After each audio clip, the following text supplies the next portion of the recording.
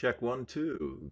Good evening, everybody. This is The Body We Stand. If we have any audio problems, please be sure to tell us. Joe, if you're out there, make sure you tell me if there is a problem with the volume. Oh, well.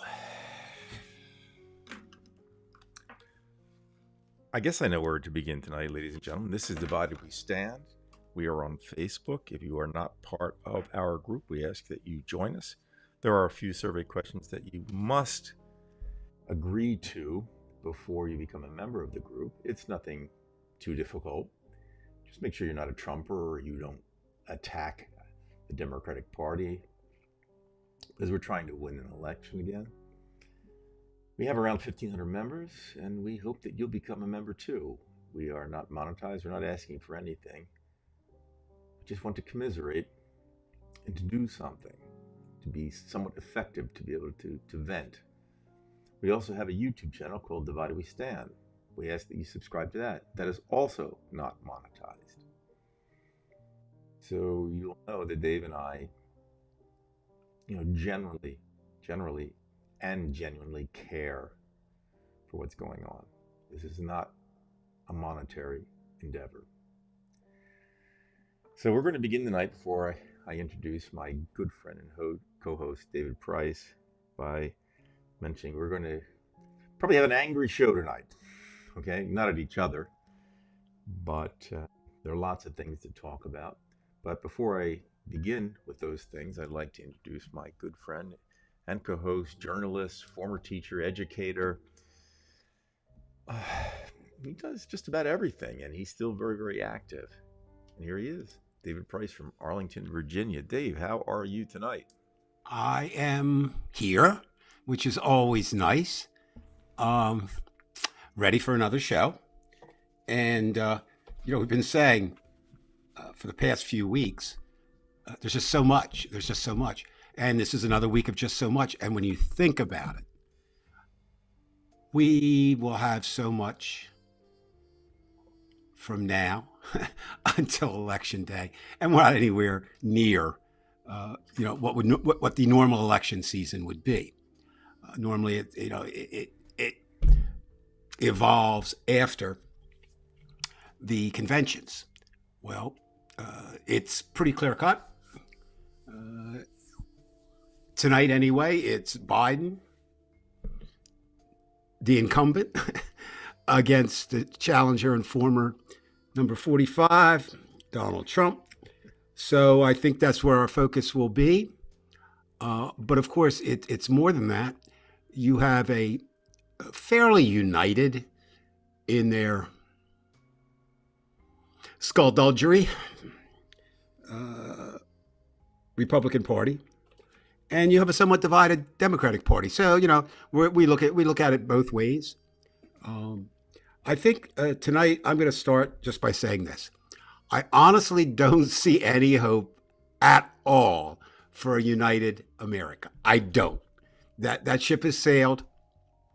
A lot of things you can point to, and I'll just point to one thing that I think, we would have said, wow, that's a good thing.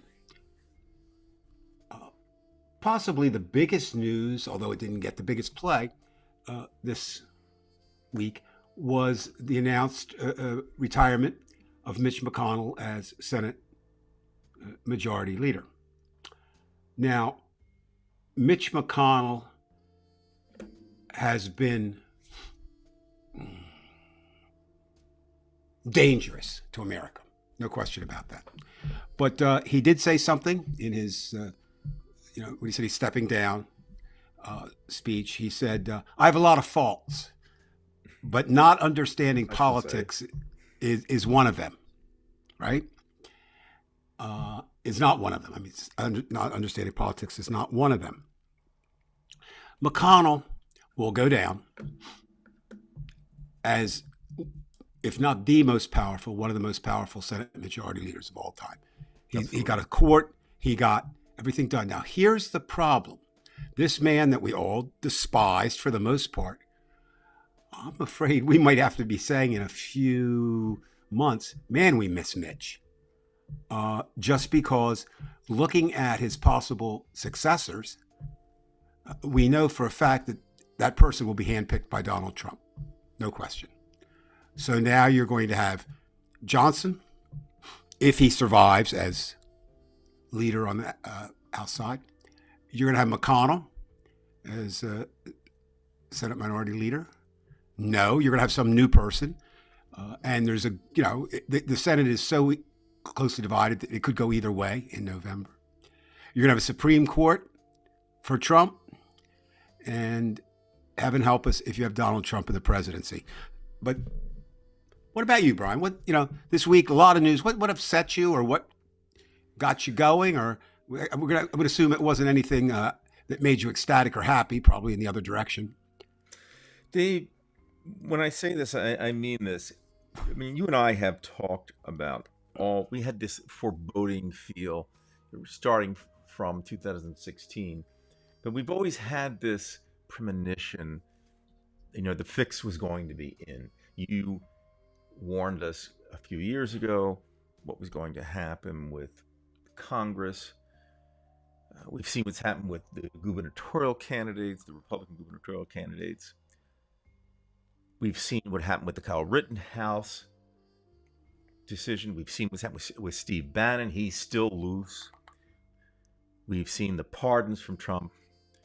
But the key now was the Supreme Court. And this is why I can't even give Mitch McConnell any type of positive commentary. I won't even compare, because I'm sure, as you said, there's probably somebody who's worse. But he's so bad, he helped put us in this position. So that piece of shit will still be a piece of shit. And I think you agree he is a piece of shit. So let's just start from there. So he's the one individually responsible for stacking the court with these criminals. And you know who I'm talking about. These are the justices of the Federalist Society.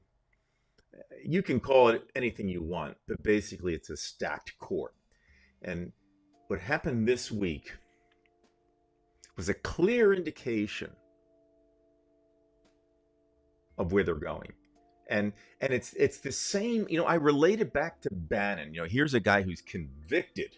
He's convicted, and it's not even a big deal that he would have to go to jail for like 90 days. If he's on good behavior, he'd probably be out after 3 weeks. And he still didn't serve because the judge gave him an out. Because I don't care whether you are not guilty or you're guilty and you're given an out. It's the same thing. If you're free, you're free. And in terms of a criminal, whether it's a political criminal or just a criminal in general, if you're free, it doesn't matter to you.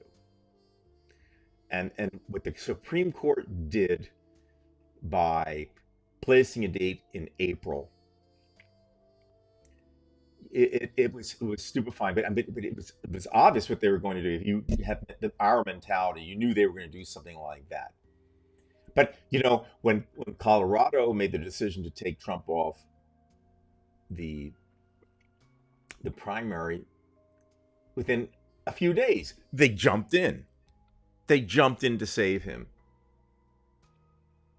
But for this, we're going to win. So this is really, really bad news. I don't care what anybody says. This is horrible news. The only good thing about it is that I think, and we'll get to this later with Pat Poloth's post on Divided We Stand, about what we can look forward to in a bad way, that at least we know that we have to draw a line with these people, because this isn't even, we're talking about the Republican Party. We know this isn't a Republican Party. This is a goddamn coup. This is a coup.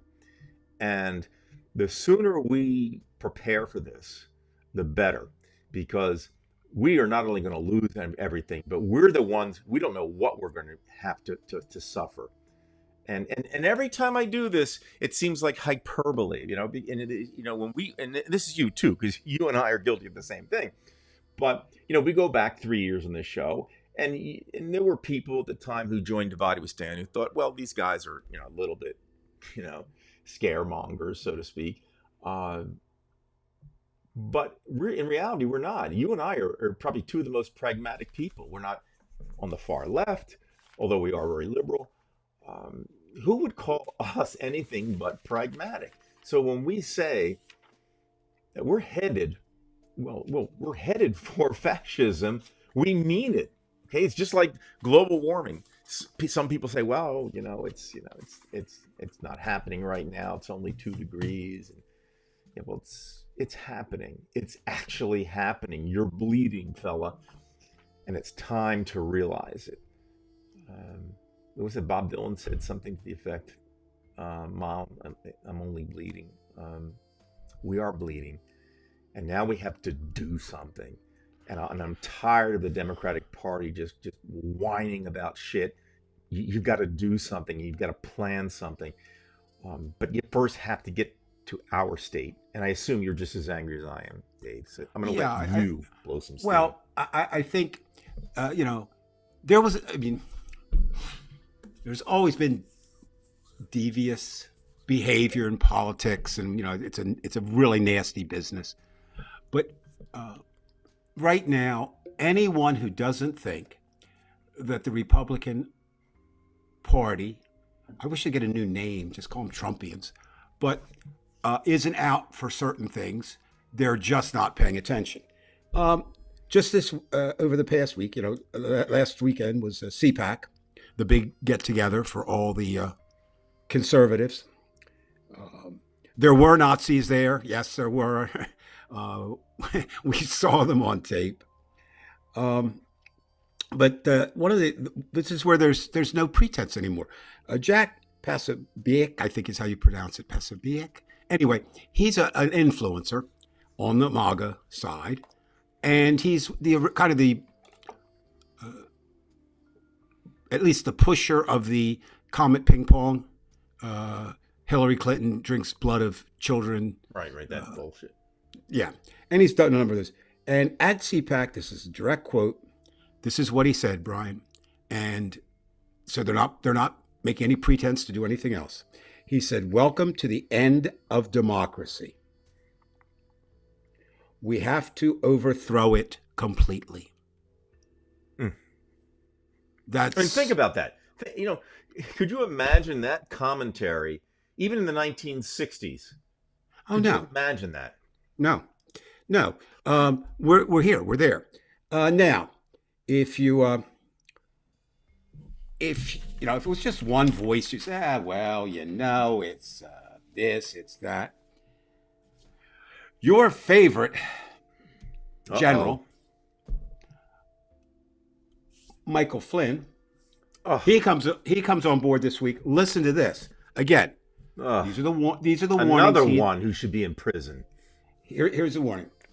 If we're going to have one nation, this is what he said. If we're going to have one nation under God, which we must, we have to have one religion. One nation under God, one religion under God. Well, then he should move to Russia. Now, look, the amendments, First Amendment's been misconstrued, Second Amendment's been misconstrued, all of them. It's this. No, but it's very clear. We were not a nation founded for the Christian church. We weren't. Yet, Michael Flynn is saying, well, maybe no, if we want to be a real country, the real country of America, we have to have one nation under God. And do you know what the largest religious affiliation is currently? In the world? No, in America.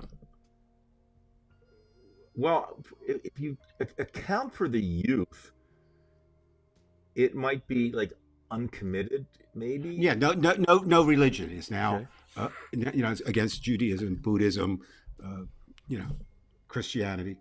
So, it would be a question of who's God, under what God.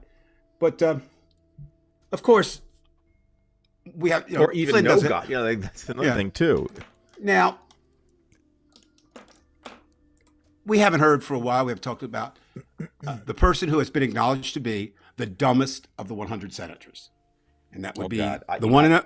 I know what you're going to say. Do it. Do it. The one and only Tommy Tuberville. Yes, touchdown. That is not me saying it. It's what's pretty much acknowledged to be true. He got elected in the state of Alabama. A lot because Alabama's a big football state. He was the coach at Auburn. Really didn't have much political experience. Becomes a senator. And he on his this week he talked about immigration, which of course is a hot topic. And says you have 1 million people every couple of months coming to this country that know nothing about God. Now, stop for a minute. That might be a good thing. It might be, but it's not true. And who doesn't know anything about God?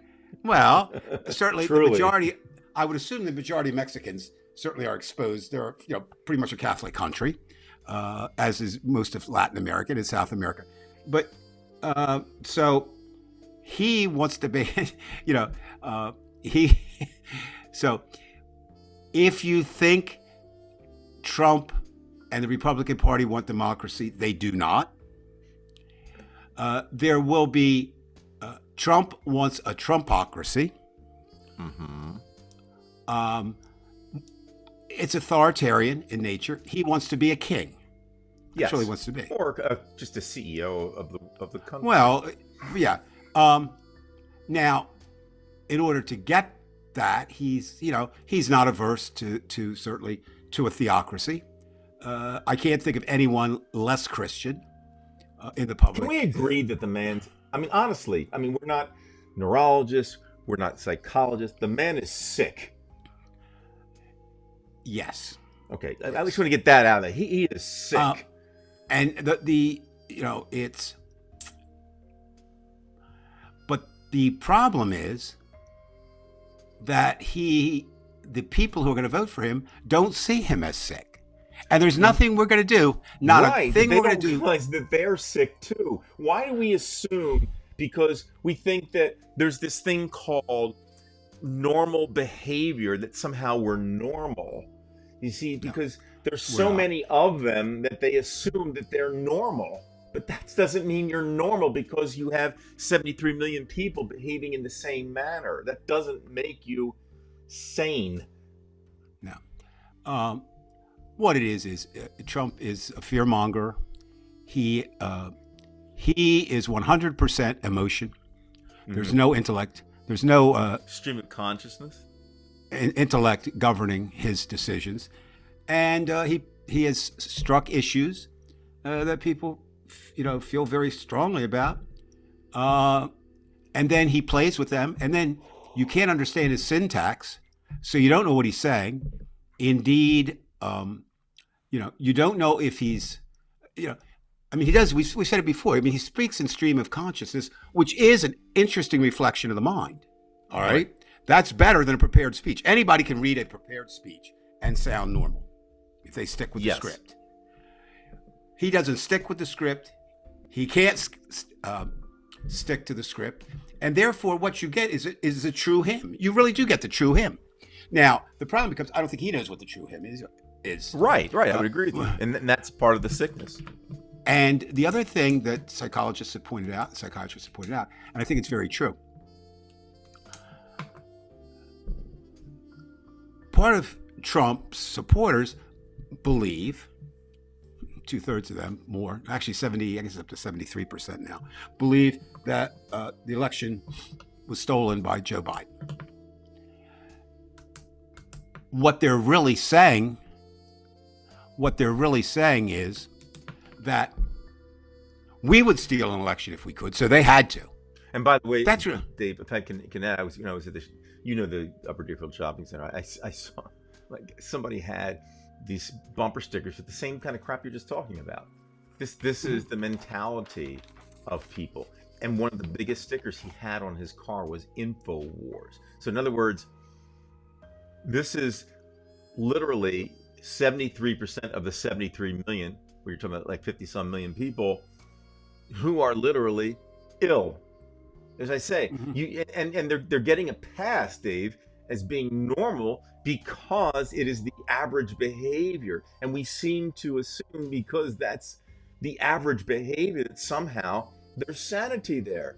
These people are sick. They are sick. No question about that.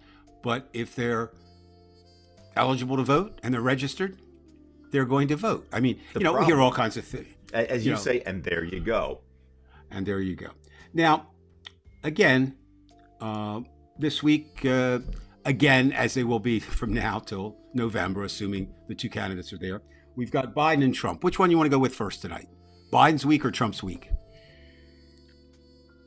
I'm going to try to be positive. Let's go with Biden first. Okay, there are some good news, I suppose, uh, in Biden. Um, this week, he actually came out against Trump. I don't know if you saw some of his comments. Um, he was on Seth Meyers' show late Oh, night. really? I didn't see Seth. I haven't seen Seth in a Yeah, while. He's yeah, great. yeah. And basically, he said one of the things he said. Uh, you know, you've got to take a look at the other guy. He's about as old as I am, but he can't remember his wife's name. Now, I wish he hadn't done that. Again, I'm the last person to defend Trump, but I rewatched I rewatched Trump's reply, and he did not call his wife Mercedes. He did not. He did not. Trump. So, yeah, Trump turned to the head of the CPAC, whose name is Mercedes, didn't mention Melania's name at all, right? Right. But but his syntax is so bad, his monologues, if you will, that you can't really follow them. So, I mean, I can understand why people would think that. But at least Biden was out. And I thought the most telling line, it won't affect anybody who's a Trump supporter, but the most logical line he came up with was, you shouldn't really consider a candidate's age. I thought that was interesting. You should consider how old their ideas are. Oh, that's good. Yeah, it was a good line. Obviously, he's got a speechwriter. I don't think that's something. Well, I don't care whether he did it or not. That's right. No, it's good. It's good. And he said, went on to say Trump wants to take us back. Trump's offering old school racism and fascism, which he is. The only thing about old school, it sounds like there's a new school. I don't know that there's a new school right now.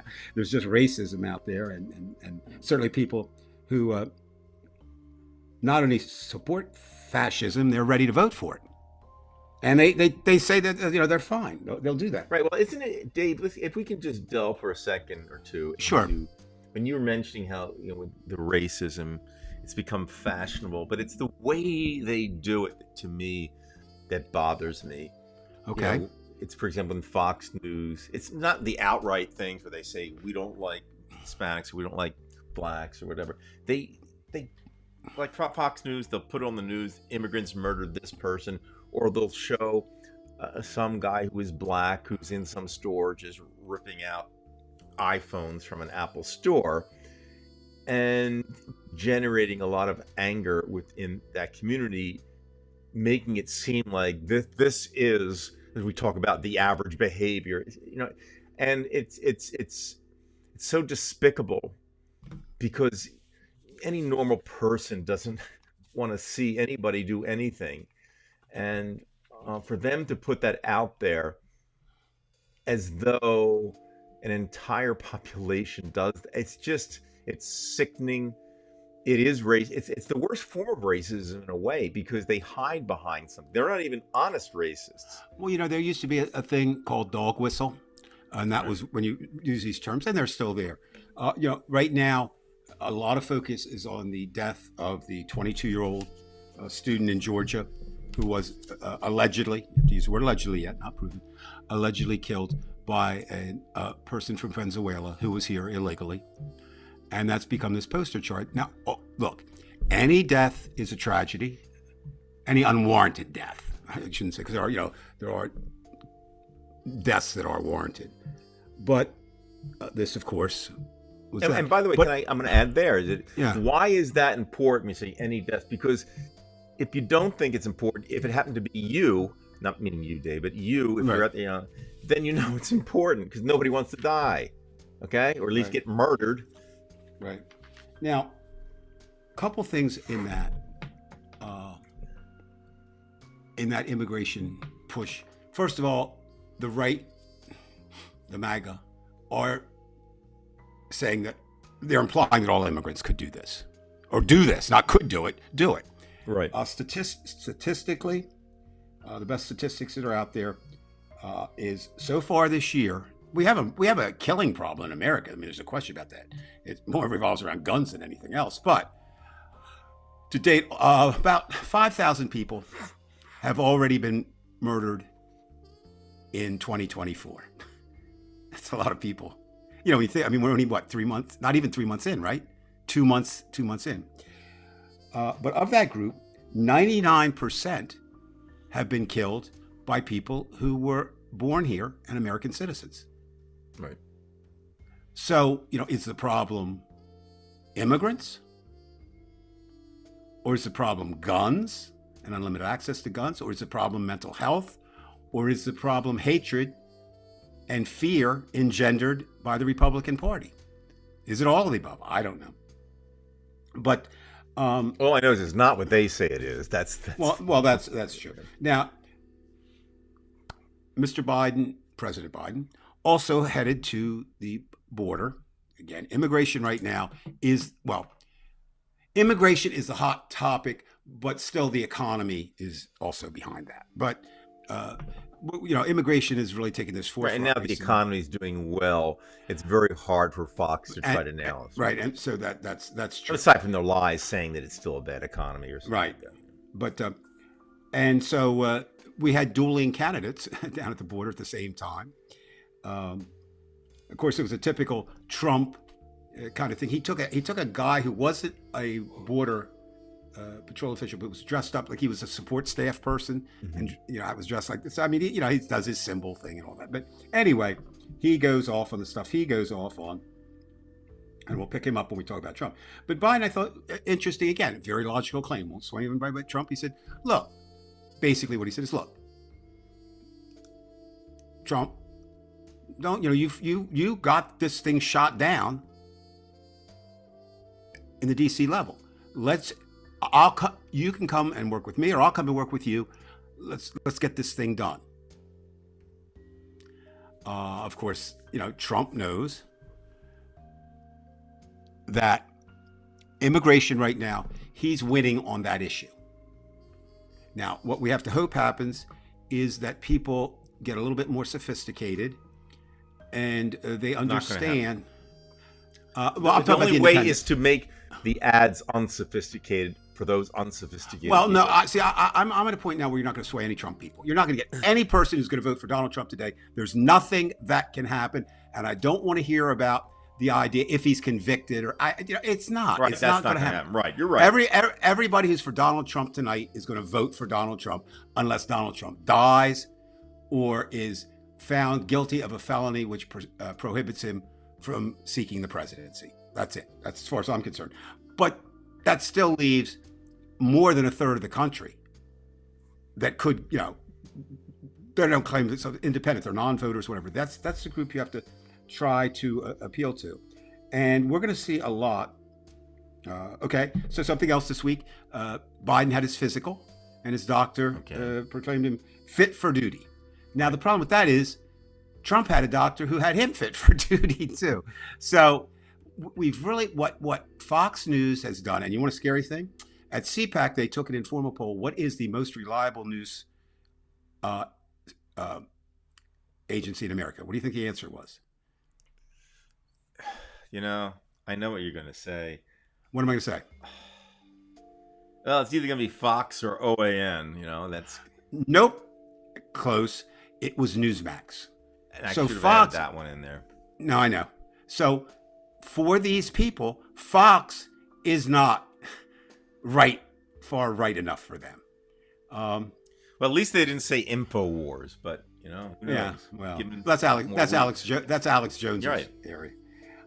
Now, what is going to happen this Thursday? Maybe, and we'll come back to that later. Again, Biden will have his best first shot when he does his State of the Union.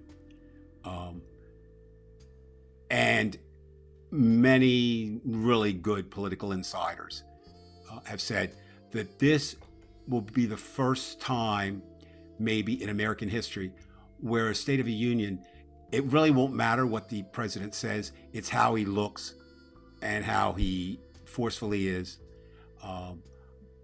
in terms of that speech, because he's got to establish, you know, that he is physically. Do you think they'll heckle him? Oh, I don't think there's any question. But come on, Lauren Boebert, Marjorie Taylor Greene, They live for that. Of Can't course they they get? will. Is there a sergeant in arms there during the State of the Union? I would Yeah. send them out there. Say, go ahead and shoot her. Well, um, If there's immunity for the president, then well, there isn't immunity yet for the president. I guess they won't. Nope. They won't allow immunity until Biden's out of there, right? No. So that's what we got. But then there was also some relatively disturbing news on Biden's side. They had in Michigan, right? I don't know if you saw that. 100,000. The anti-Biden forces, and it's interesting. Are they anti-Biden or are they pro-Palestine?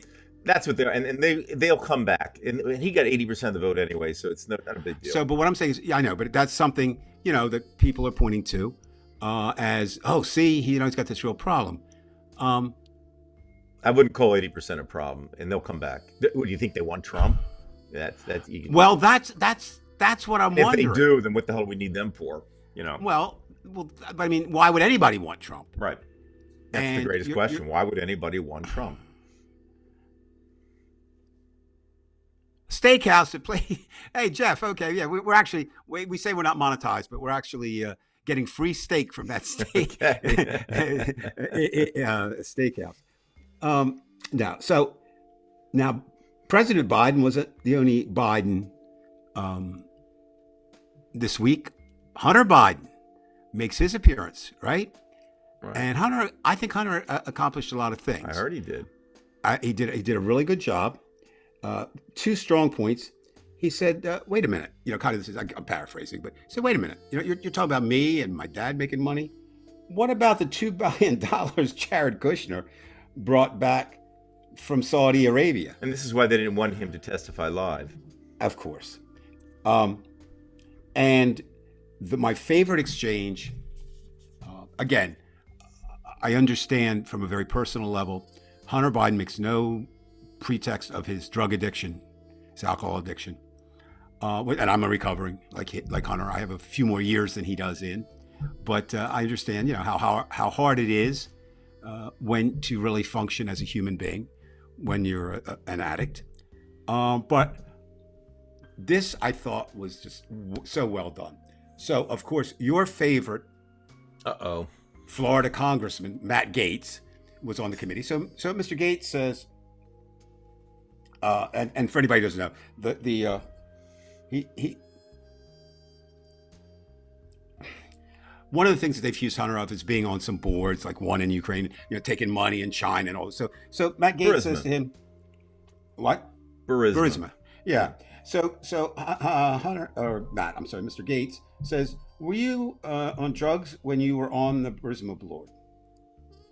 And Hunter paused for a moment and he said, Mr. Gaetz, look me in the eye. You really think that's appropriate? Given that you were an alcoholic? for you to ask? And of course, the irony of the situation is that Matt Gaetz is under congressional investigation for sexual exploits with underage females, drugs, and other things, right? So, I thought that Hunter Biden came out of that pretty well. The only one that I think, and again, he's probably telling the truth, but there's a thing in there they made a big deal about got to get some money, something about the big guy, which, isn't identified, but they assume it's the president. And a question on that, he said, I don't know what I said. I was probably drunk or stoned. But I do know that the end result was nothing came to him. And it is a big nothing burger. But I think I can't see any way now, whoever gets to be president from here to, if there were such a thing as a foreseeable future, will not escape being impeached if their party is not in majority in the House. It's just the way that it'll work. It's become a political tool. It's supposed to be malfeasance. It's not supposed to be political differences, but that doesn't matter. And the other thing is, unfortunately, with MAGA, there is a huge, well, they're anti so many things, but there's certainly anti-intellectual and anti-education. And so I don't know if you saw this week, a group for President's Day, a group of historians got together. I think there were almost 100 of them, maybe, or quite a few. and they rated the presidents. They ranked the presidents. Any guess where Joe Biden came in? I was surprised. Who was doing the rating, though? I mean, 100 of the best political scientists. Okay, so they weren't professors. necessarily on one side or the other. No. Mm-mm. I mean, they, I'm sure they are, but not, they had political leanings. Well, no. I look at, all the presidents that lead under the most difficult of circumstances. You look at, the Lincoln and Washington and Roosevelt. I would think Biden's going to be there to me, he's going to be in the top 10 because... Well, not quite. I thought he was 14th, so you were real close. But here we've got a man that at least a third of America thinks is the worst president ever, but people who understand, who've studied politics and the presidency and written about it, and some of them have worked for different administrations. And do you know where Trump finished? Well, I'd like to say and think that he finished last. And indeed he did. This is the second such poll. Now, easily last. Now, and that's hard. You know what? You'd have to be pretty bad to beat George Bush Jr. Well, Richard Nixon. I mean, like I said, we talked about Nixon, but I mean, certainly But I'd say George Bush Jr. I honestly thought that Richard Nixon was the worst president of my lifetime until Donald Trump became president. So overall, I think it was kind of a positive week for Biden. Of course, not everybody saw that. There was a writer who, Jonathan Turley, and he wrote in The Hill, listen to this. Am I going to be able to stomach this? I wasn't, so I hope you don't. Okay. He wrote an article that there's a criminal history in the Biden family. There's a criminal history in his head. That's the problem. Well, he said apparently Biden's great-great-grandfather had some problems, and Turley interprets that as evasion of accountability may be something of a family trait, acquired through generations. It gets better. Acquired through generations of natural selection.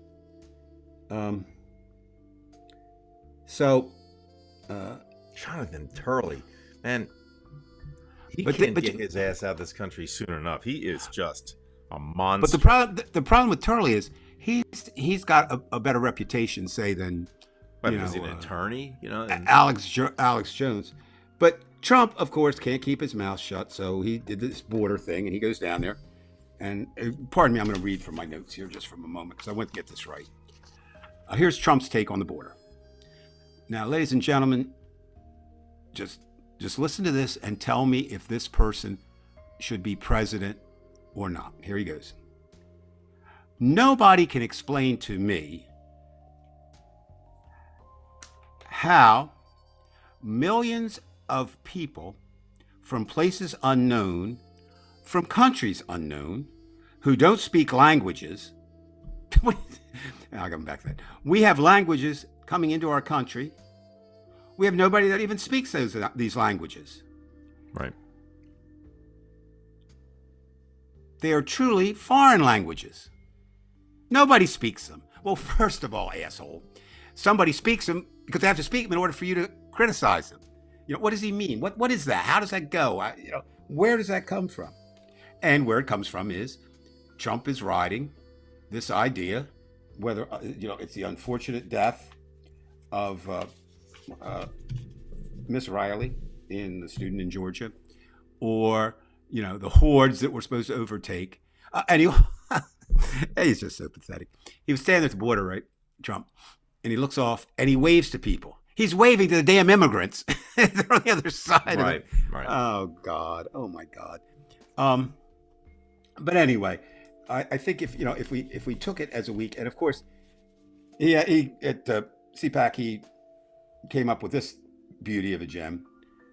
This alone, we should not let him be president for. In Beverly Hills, you pay a fortune in taxes. That part's true.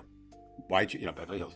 But here he goes on to say, they say you can only brush your teeth once a day.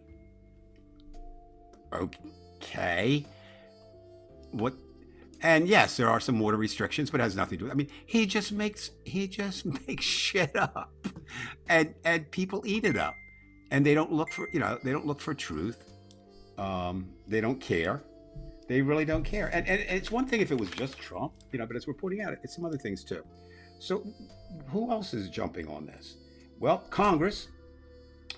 I don't know if you saw this. They so far are refusing to see Tom Suozzi, who is the Democrat who defeated. Yeah, he's not even sitting right now, is he? No, they won't cite him. They won't seat him. And isn't this an indication of what's going to happen? Well, yes, of course. When we win in 24. And then Ken Buck, another GOP legislator, he this week called to introduce a resolution, or he actually introduced it. He didn't call for it. He introduced a resolution to use the 25th Amendment to remove President Biden from office. Okay. What? Then you've got your brunette sexual fantasy, Lauren Boebert, this week. She's back in the news. Now, this is a quote from her. You ready? The Biden crime family will go down as the most corrupt political family in American history. Another one. This week, her son, we'll come back to this in a moment, her son was charged with 22 counts involving carjackings, which one was a woman who had some mental problems, who only had $75 name. He was also charged with having sex with a minor, but 22 separate charges. And the point becomes, can the obvious answer, they twist everything, and they even twist our minds. I have long believed that a family is not responsible for each other 100%. In other words, parents, children, parents, etc. Right. There's some parents who, parents who really try their best and it didn't happen. Can't get it done. It can happen that way. But the reason I think Boebert's family is fair game is the fact that Biden crime family story, she attacked them, so that kind of opens up. She's trying to portray. Usually, a really good Christian doesn't jerk off her boyfriend while watching Beetlejuice. Usually that doesn't happen. I think that's safe. And that's that hypocrisy that we talk about all the time. Now, an interesting one, and this one kind of dropped. I don't know, this one. And this is why you have to be so careful, Brian, about posting things. Because I was really ready to post this, but I held off and I didn't.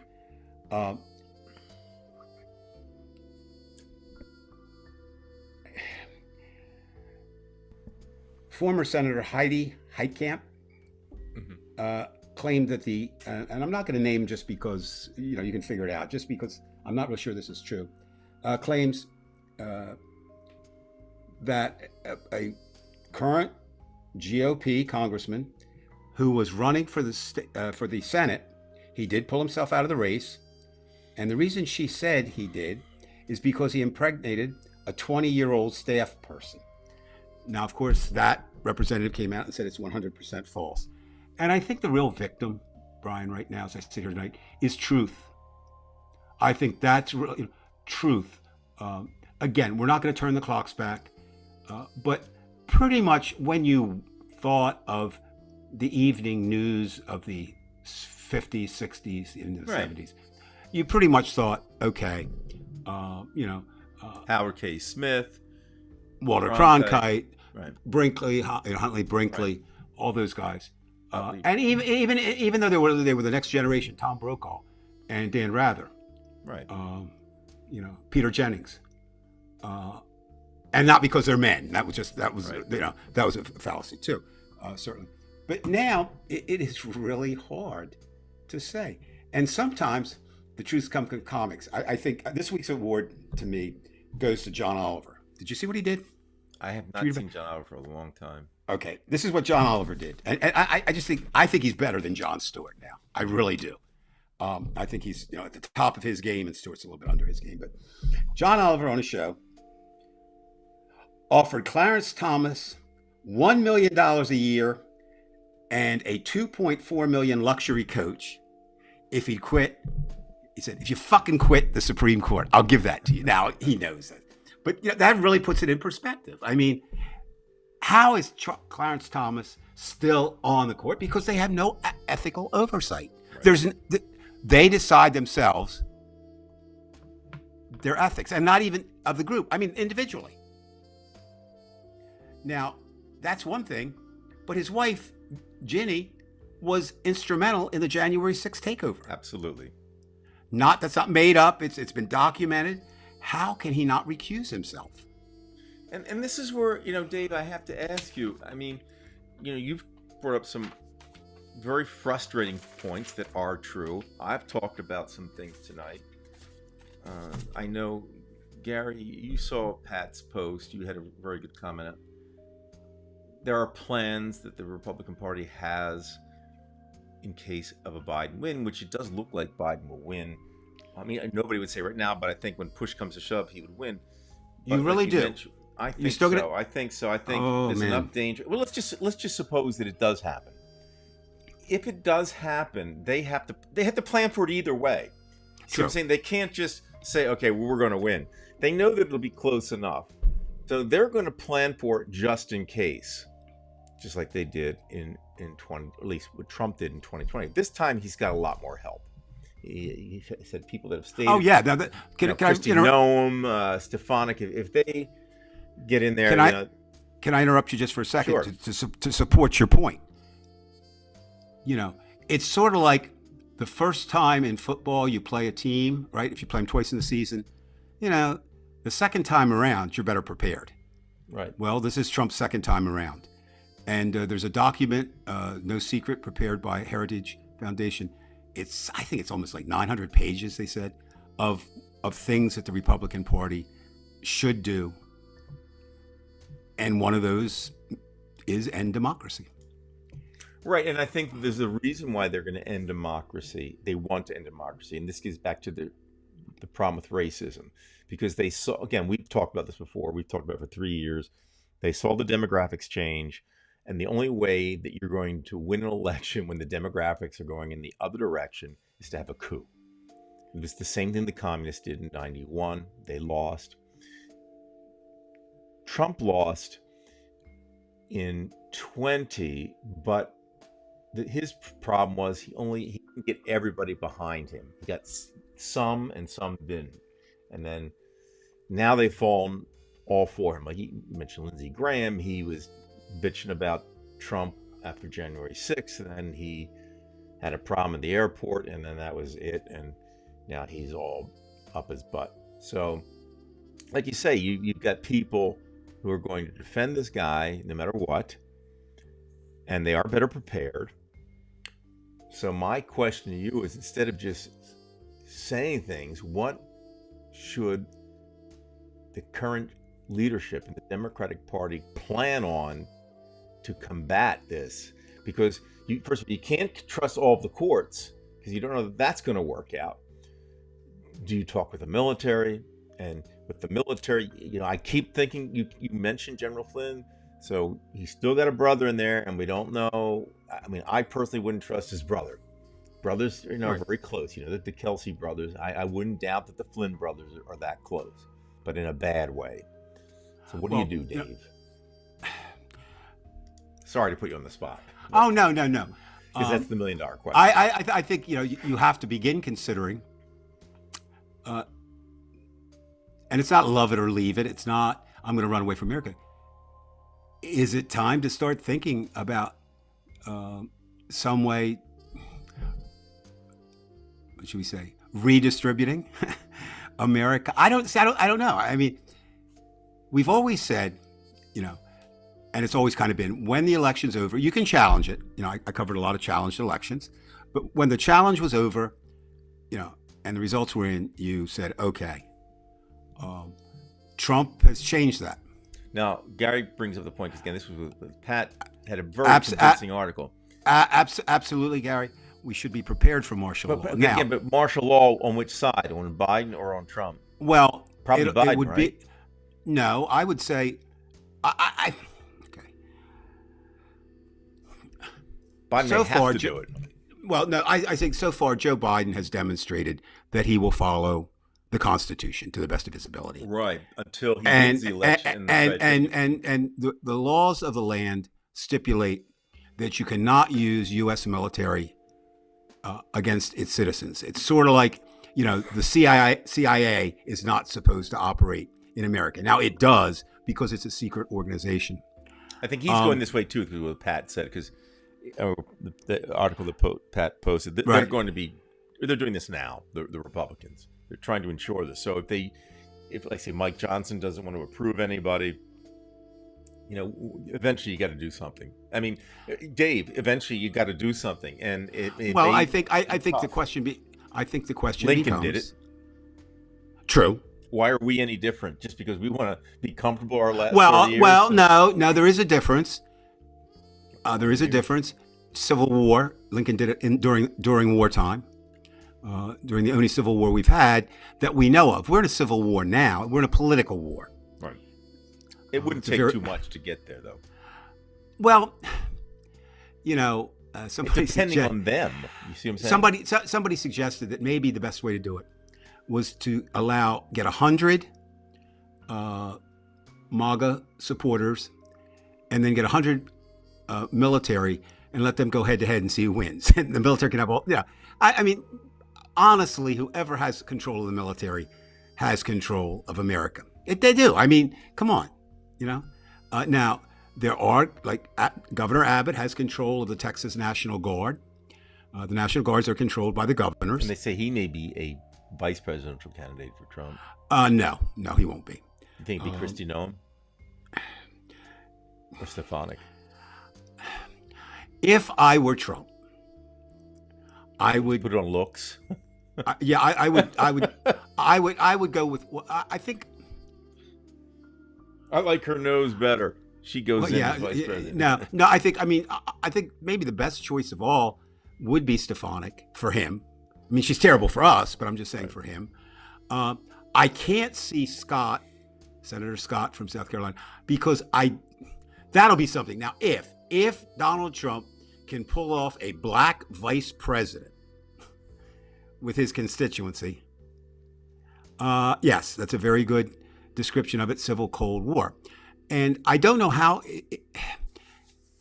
some of what Brian's saying tonight, I think, if enough of that happens, like one of the things that I'm kind of concerned about is what if the right wing or the left wing could do it too. I mean, but I think I'm more comfortable with the right wing. What if they hit the central location of voting in some big area?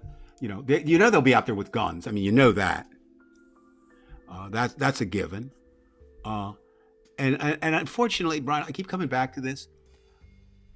The Republican Party right now is of one voice. It is. Right.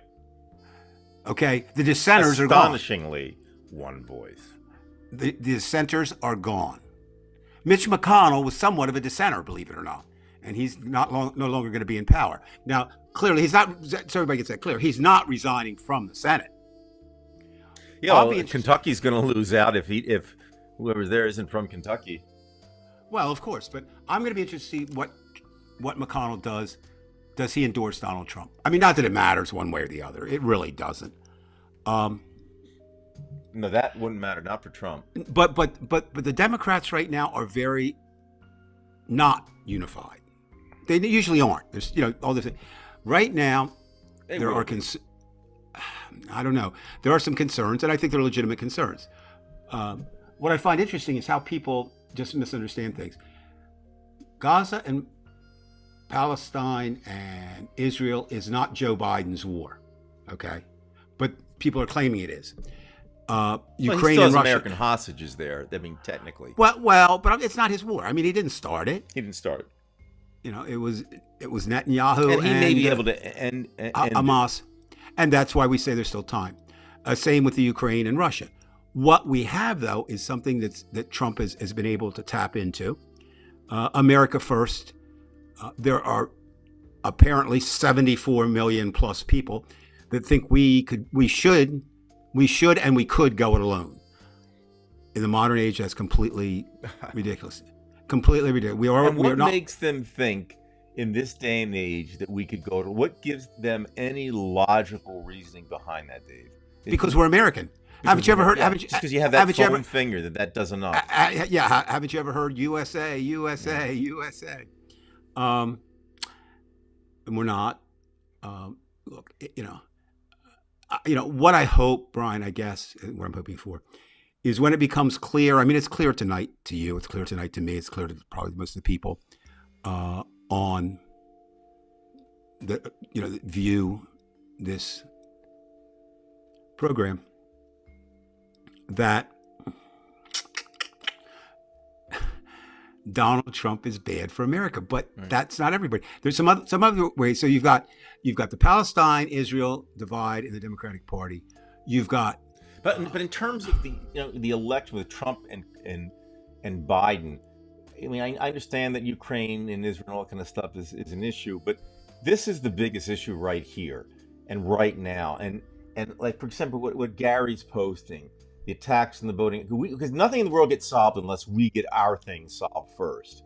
And this is where I see it as a problem. This is where I think, if this is where you're going, Gary, I agree with you, is that they're going to have more of this shit where people with AR-17s are going to show up at polling stations, maybe even somewhere near us, well, near me or whatever. And we don't let attack some of the voting apparatus. They blow up some of the mailboxes, and they start intimidating when it gets close. Like, let's suppose it gets close, and a few days before, Trump's pollsters find out, you're down, Don, you're down by 3%, and it looks like you're going to lose Pennsylvania. It looks like you're going to lose Michigan. They're all going to kind of come back to Biden.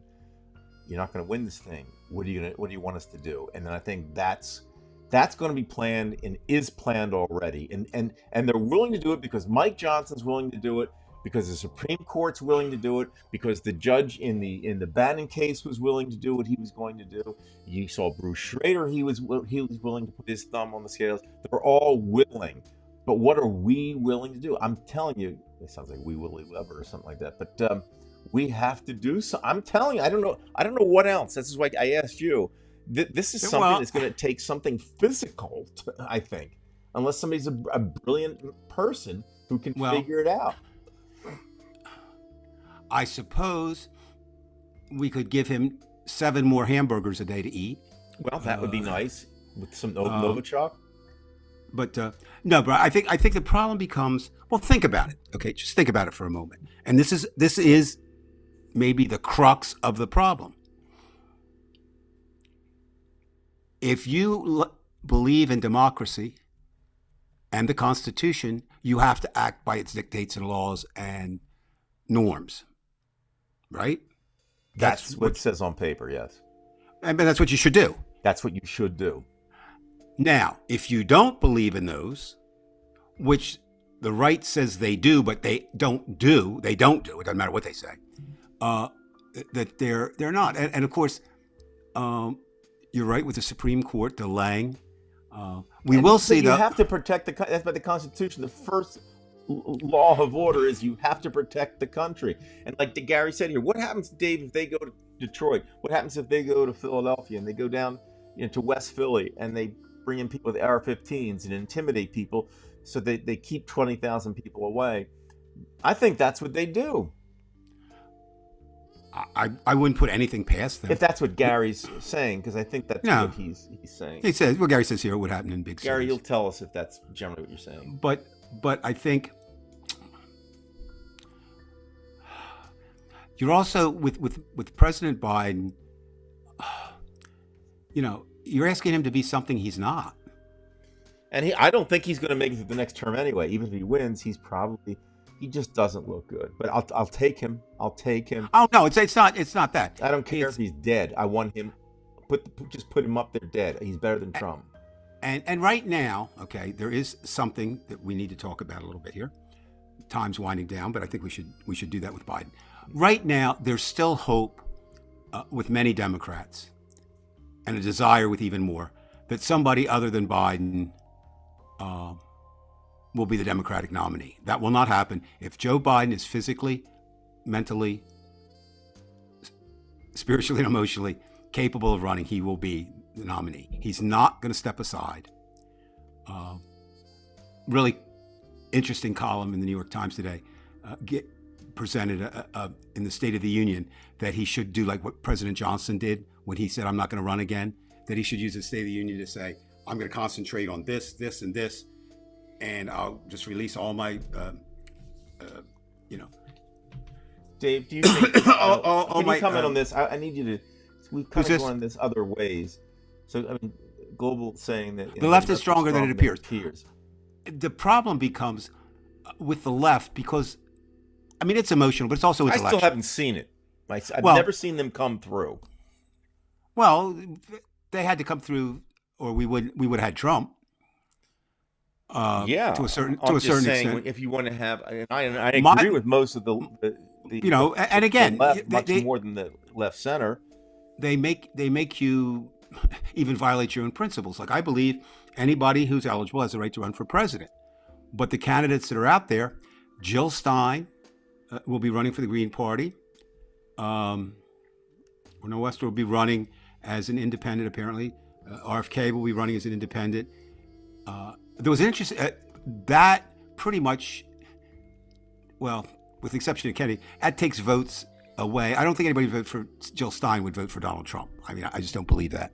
So, the left is strong. Well, let's go. I mean, yeah, you're right. There are a few, because if you remember Antonio, he's saying, I'd vote for Trump just because I want it to get worse, because it'll destroy the system and then we'll work our way back, which we never thought was going to happen. No. And I think Antonio, very intelligent, but I think, my point when I used to argue with Antonio was just simply, that's not going to happen. That's you. No, I mean, it's that's not fine. going to happen. That's fine. That's not I going to mean, happen. I understand the logic of it, but And then when he says the left is strong, they do have a couple weapons. AOC is a weapon. She's so far. What has happened with Extinction Rebellion? They protested, and I give them credit, but it hasn't changed anything, even in England. Well, Brian, you kind of said that though tonight. This has to be done all the way through all the governments. The difference between the 2024 election is going to happen on a day. That's a given. Well, unless we have martial law, we don't have the election. But I mean, that's pretty much a given. Where climate is something that's slowly developing, and people don't see it. You know what I mean? They just don't see it. Well, they're going to see it pretty soon. I mean, that. Well, if they open their eyes, if they open these their temperatures eyes, keep rising, then they will have to do something. And I think we're going off course here, but they're going to see it in the spring in India. But we'll see what happens with those temperatures. But I understand that. But what I'm saying is, we're not India, and Trump supporters could care less what happens in India. The only thing they don't want to do is send a nickel. Same with the Russians, but it's going to creep. Well, they're going to find out, because you don't even have to be warmer. You could just have the bad weather. Like, for example, it's happening in Texas right now. That might be something Biden might try to do, Dave, and just say, look, there you go. Just with Veg said. It's exactly the point. I talked to Ronnie about this a couple of days ago. I said, you know what Biden should do? Don't even mention the fact that they're having the fires. Don't give him any help. Let Abbott deal with it himself. Let him come dragging himself to Biden for help. Well, yeah, and then Biden will give it to him, because that's what a president. That's what a president does. That's what a president does, right? Yeah, but he should put the screws to him and say, look, you want the money? I want you to take the check in front of me. You take it from me as I give it to you on television. You son of a bitch. Now, he should really be tough. Do the Truman thing. Look, you just said yourself, you don't think he maybe can physically make it to election day. How tough? I mean, how tough can an 81-year-old man be? Let's be honest, all right? That all his life, he's prided himself on reaching across the aisle and making deals. Yeah, well, that's well, I know that, but when you've done it for 50 years, I wish. This is in 1975. I mean, let's be completely honest. Is Joe Biden my guy for president? No. But anybody in the Democratic Party, Right. I can't see anyone Exactly my sentiments. that I would vote for over any Republican. Right. There's no way. I vote for no president before Trump. Well, I'm going to, we're overtime tonight, but it's always nice to run overtime with our. So what I was going to say to people is thank you for watching, listening. Thank you for your comments. And I'm going to look, I have a birthday coming up March 26th, but my favorite day will be the day before that, March 25th, when we get the first criminal trial. Apparently it's pretty much scheduled at this point. It doesn't look like there'll be any delays, and it'll be Stormy Daniels versus Donald Trump, and we'll see what happens. So we will get at least one trial. And now the problem becomes, again, even with that trial, it's the same with the Fannie Wills. It's the same thing with, the Montana representative. Even if he did impregnate his 20-year-old legislative aide, a lot of people really feel that who a person sleeps with or who a person has sex with isn't germane to politics. And I would say absolutely, except when you break the law in doing that. Not the moral law, not the adultery, but the fact if the charges are true in the Stormy Daniels trial, Donald Trump paid hush money to keep that affair quiet, and that's where he crossed the line. But maybe I don't think, Brian, I don't know what you think, but I don't think we're gonna have. If all this is going on now, and is just the first week in March, wow, just hold on. I guess I'm just gonna say it this way: there's no telling what we will see in the coming months between now and November. But I guarantee you this: it won't be like anything we've seen before. Right. It'll be something. Dave, I'm going to leave the group here with a video. I think I sent this to you. I don't know why. I usually don't put up shit like this. But hopefully you can see. Is it one of your home pornographic flicks? It's somewhat pornographic, I think you could say. But in a good kind of way. It's you with. It's not me. It's Definitely you with not Lauren Boebert and Marjorie Taylor Greene. No, it's not even. Christy Nome. It's kind of somewhat obscene in a certain way, but in a funny way, I guess you could say. You've seen this too. I sent this to you. Yeah. So let me see if I can. Let me get the music off here.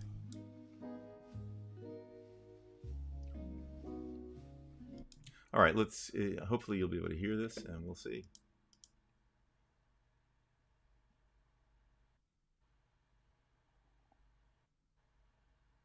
It's time for us to talk about my erectile dysfunction. The fact is that I can't get an erection. In fact, I haven't had a boner since 1978. It's the real reason I am the awful person I am today. My penis is like a mushy little Vienna sausage. It even has that disgusting gelatin all over it. And the reason I said grab them by the pussy is because that's all I can do. I don't get hard. I've tried it all. Pills, pumps, implants. None of them work. I'm a limp and impotent man. It's sad. So I've never actually had sex with my wife. She made sure that wasn't part of her contract. She said my tiny, greasy, limp dick and my sweaty orange pumpkin head make her puke. And women have told me that for years. Not only am I impotent, but women think I'm disgusting. Think of it. Can you imagine me with my smelly fat rolls crawling on top of you? You would blow chunks like no one has ever blown chunks before. I've seen it happen a lot because I rarely shower. And I don't wipe. I smell like a homeless sewer plant worker, like a fart. And I can jerk my tiny little dork for 2 hours and nothing happens. It just hangs like a droopy sock. And the doctor came to me, tears in his eyes, and he said, sir, you're impotent, totally limp. And he was right. My limp disc rag of a tiny dong has warts, and it's hardly worth peeing out of it. My testicles are the size of raisins. They're all shriveled up and useless. The bottom line is I can't get an erection. I'm limp, totally soft. I'm an impotent idiot, and I compensate for it by demeaning women. I'm a pathetic excuse for a man. Don't vote for me. Don't vote for me. Yeah, that's great. What's interesting is that was Donald Trump. If you didn't pay any attention, what I mean by that is, and all that is technology, the AI is available to everybody now, and it's been used already. If anybody isn't aware of this, it was used. They did a robocall from Joe Biden in New Hampshire, where it couldn't tell it from Joe Biden's real voice. and the robocall said, "Do not vote. Don't vote in the." Everybody's enjoying it, by the way. Well, yeah, I mean, it was great. That was what I saw. I said, "Wow." Well, except Trump, he's already got it. Yeah. And that was. We ended on a high note. All right. And on that, I don't think we can top that. So I'm going to say goodbye. We'll leave that, yeah. And have a good week, people. Please like and share, and but use what Brian asked tonight. I think we need collective wisdom at this point, and I don't have the answers. We're going to have to do something, but what that something is, I don't know. Not tonight. It's surprising. All right. We have to fight. We have to earn this thing. And now, do you feel? When you watched that video, did you feel bonding with Trump? I mean, no, not at all. Yeah, I know. I know some things about you that. I wouldn't be laughing if I did. Okay. Yeah, you would. Okay. Good night, everybody. All right. See ya.